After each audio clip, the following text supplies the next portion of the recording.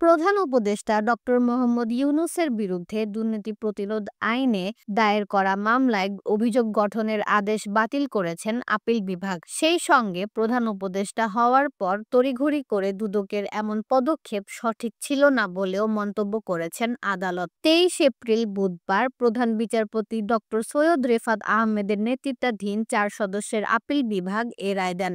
আওয়ামী লীগ সরকারের আমলে ডক্টর মোহাম্মদ ইউনূস ও গ্রামীণ টেলিকমের শীর্ষ কর্মকর্তাদের বিরুদ্ধে এ মামলা করে দুদক। ২০২৩ সালের ৩০ মে দুদকের উপপরিচালক গুলশান আনোয়ার প্রধান বাদী হয়ে এ মামলা করেন। পরবর্তীতে গত বছরের ৮ জুলাই অভিযোগ গঠনের আদেশ নিয়ে প্রশ্ন তুলে মামলাটির কার্যক্রম বাতিল চেয়ে হাইকোর্টে আবেদন করেন ডক্টর ইউনূস ও গ্রামীণ টেলিকমের তৎকালীন শীর্ষ ৬ কর্মকর্তা। তবে আবেদনের শুনানি শেষে গত ২৪ জুলাই হাইকোর্ট আবেদনটি খারিজ করে আদেশ দেন। পরবর্তীতে হাইকোর্টের এ আদেশের বিরুদ্ধে আপিল বিভাগে লিভ টু আপিল করেন ডক্টর মোহাম্মদ ইউনূস ও গ্রামীণ টেলিকমের শীর্ষ ৬ কর্মকর্তারা। তবে এরই মধ্যে রাষ্ট্র বা দুদকের পক্ষে পিপি মামলাটি প্রত্যাহার চেয়ে আবেদন করেন।